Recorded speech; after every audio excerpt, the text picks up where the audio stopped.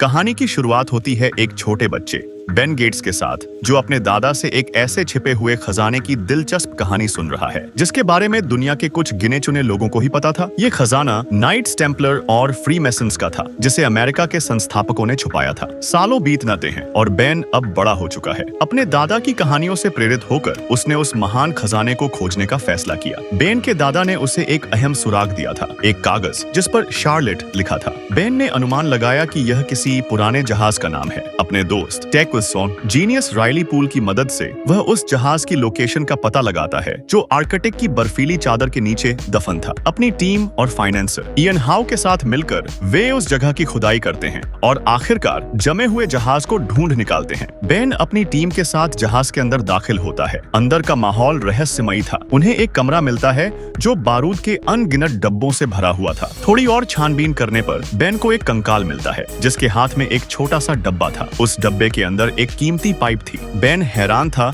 कि इस मामूली सी पाइप के लिए कोई अपनी जान क्यों देगा। तभी उसकी नजर पाइप पर बनी एक पहेली पर पड़ती है। अपने खून का इस्तेमाल करके वह पहेली को उजागर करता है और समझ जाता है कि यह खजाने तक पहुंचने का अगला सुराग है। लेकिन यह बात इयन को बिल्कुल पसंद नहीं आई। इतना पैसा और वक्त लगाने के बाद सिर्फ एक और सुराग में उसे बर्दाश्त नहीं हुआ। उसने गुस्से में बेन पर बंदूक तान दी। इयन जानता था कि पहेलियां सुलझाने के लिए बेन का जिंदा रहना जरूरी है, इसलिए उसने राइली को मारने की धमकी दी। हालात बिगड़ते देख बेन ने एक फ्लेयर जलाकर बारूद के ढेर पर फेंकने की धमकी दी। इयन ने उसे रोकने की कोशिश की, लेकिन फ्लेयर उसके हाथ में लगे बारूद के संपर्क में आ गई और एक जोरदार धमाका हुआ। धमाके से पहले इयन और उसके आदमी वहां से भाग निकले, यह सोचकर कि बेन और राइली मारे गए। लेकिन बेन को ऐन मौके पर एक गुप्त दरवाजा मिल गया जिससे वो और राइली बच निकले। शहर लौटकर बेन और राइली ने FBI को चेतावनी दी कि इयन डिक्लेरेशन ऑफ इंडिपेंडेंस, स्वतंत्रता की घोषणा को चुराने की योजना बना रहा है, क्योंकि अगला सुराग उसी दस्तावेज के पीछे छिपा एक अदृश्य नक्शा है। लेकिन FBI ने उनकी बातों को मजाक में उड़ा दिया। इसके बाद वे नेशनल आर्काइव्स म्यूजियम पहुंचे जहां वह दस्तावेज रखा था। वहां उनकी मुलाकात खूबसूरत डायरेक्टर डॉक्टर एबिगेल चेज से हुई। जब बेन ने उसे खजाने और अदृश्य नक्शे की कहानी सुनाई तो एबिगेल ने उसे एक पागल इंसान समझकर यकीन नहीं किया, यह महसूस करते हुए कि इयन किसी भी हाल में उस दस्तावेज को चुरा लेगा। बेन ने एक खतरनाक फैसला किया, वह खुद उसे चुराएगा ताकि उसे इयन के हाथों में पड़ने से बचा सके। राइली ने उसे समझाया कि यह नामुमकिन है क्योंकि दस्तावेज को हाईटेक सिक्योरिटी के बीच रखा गया है। लेकिन बेन ने एक योजना बनाई। वे ऐसा कुछ करेंगे जिससे दस्तावेज को प्रिजर्वेशन रूम में शिफ्ट कर दिया जाए, जहां सिक्योरिटी थोड़ी कमजोर होगी। अपने प्लान के मुताबिक उन्होंने सबसे पहले एबिगेल के फिंगरप्रिंट्स हासिल किए और प्रिजर्वेशन रूम के कोड्स चुराए। म्यूजियम की एक शानदार पार्टी के दिन जब दस्तावेज को प्रिजर्वेशन रूम में ले जाया गया, बेन एक स्टाफ मेंबर का भेष बदलकर अंदर घुस गया। इसी बीच इयन और उसके आदमी भी एक अंडरग्राउंड सुरंग के जरिए म्यूजियम में दाखिल हो चुके थे। बेन प्रिजर्वेशन रूम में पहुंचता है, लेकिन तभी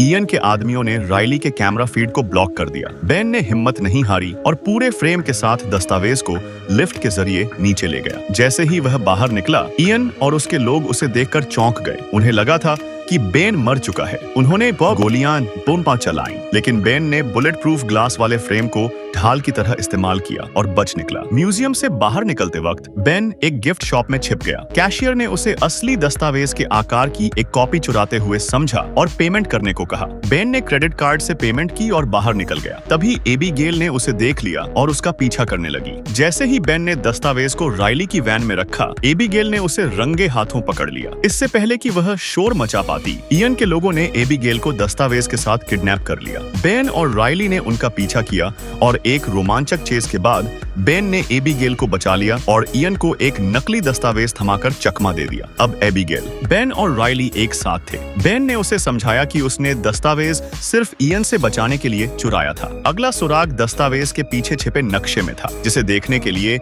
एक खास केमिकल की जरूरत थी। वह सामान बेन के घर पर था, लेकिन FBI अब उसकी लोकेशन ट्रैक कर रही रही थी। बेन को याद आया कि उसके पिता पैट्रिक गेट्स के पास बेंजामिन फ्रैंकलिन के कुछ खतों की कॉपियां हैं जो पहेली सुलझाने में मदद कर सकती हैं। वे पैट्रिक के घर पहुंचे। पैट्रिक, जो खुद अपनी पूरी जिंदगी इस खजाने की खोज में बर्बाद कर चुका था, बेन से बेहद नाराज हुआ। उसने कहा कि ऐसा कोई खजाना है ही नहीं और यह सब एक धोखा है। लेकिन जब उन्होंने दस्तावेज की जांच की तो उन्हें कुछ ऐसे कोड्स मिले जो फ्रैंकलिन के खतों से जुड़े थे। पैट्रिक ने बताया कि उसने वे खत फिलाडेल्फिया के एक म्यूजियम को दान कर दिए थे। उधर इयन को भी पता चल चुका था कि अगला सुराग उन्हीं खतों में है। दोनों टीमें फिलाडेल्फिया पहुंची।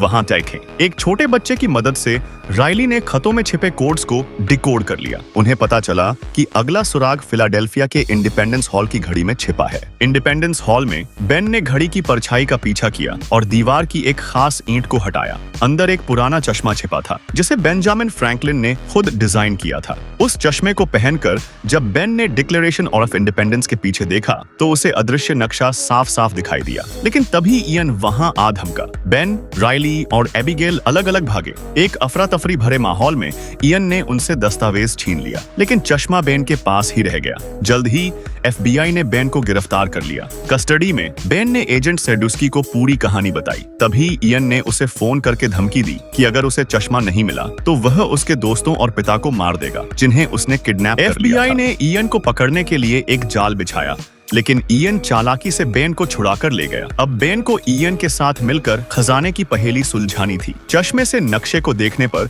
उन्हें एक चर्च का सिंबल मिला। वे न्यूयॉर्क के ट्रिनिटी चर्च पहुंचे। चर्च के नीचे एक गुप्त सुरंग थी जो उन्हें एक बहुत पुरानी और रहस्यमयी जगह पर ले गई। वहां लकड़ी की सीढ़ियां टूटने से इयन का एक आदमी मारा गया और वे सब एक खाली कमरे में फंस गए। इयन ने गुस्से में बेन से खजाने के बारे में पूछा। पैट्रिक ने चालाकी से उसे गुमराह किया और कहा कि अगला सुराग बोस्टन की एक चर्च में है। इयन उन्हें वहीं छोड़कर बोस्टन के लिए निकल गया। जब वे अकेले रह गए तो बेन और पैट्रिक ने खुलासा किया कि उन्होंने इयन से झूठ बोला था। असली सुराग उसी कमरे में था। उन्होंने एक और पहेली सुलझाई जो उन्हें एक गुप्त दरवाजे तक ले गई। दरवाजा खोलते ही उनकी आंखें खुली की खुली रह गईं। अंदर खजाने का एक विशाल भंडार था। सोने के सिक्के, कीमती गहने, प्राचीन कलाकृतियां और ऐतिहासिक किताबें। वह सब कुछ वहां था जिसे गेट्स परिवार सदियों से ढूंढ रहा था। बेन ने FBI को बुलाया और इयन को पकड़वाने में मदद की। उसने सरकार के साथ एक डील की। खजाने को दुनिया भर के म्यूजियम्स में बांटा जाएगा। उसके परिवार को खोज का श्रेय मिलेगा, राइली को इनाम का एक हिस्सा मिलेगा और बेन पर कोई आपराधिक मामला नहीं चलेगा। अंत में बेन और एबिगेल एक दूसरे के करीब आ जाते हैं और राइली अपनी नई चमचमाती फेरारी में बैठकर चला जाता है। बेन ने उस खजाने को ढूंढ निकाला था जिसे दुनिया एक कहानी समझती थी और अपने परिवार के नाम को हमेशा के लिए इतिहास में दर्ज कर दिया। कहानी आपको कैसी लगी हमें कमेंट में जरूर बताएं। वीडियो को लाइक और शेयर करें और चैनल को सब्सक्राइब करना न भूलें। जल्द ही मिलेंगे एक और नई वीडियो के साथ। धन्यवाद।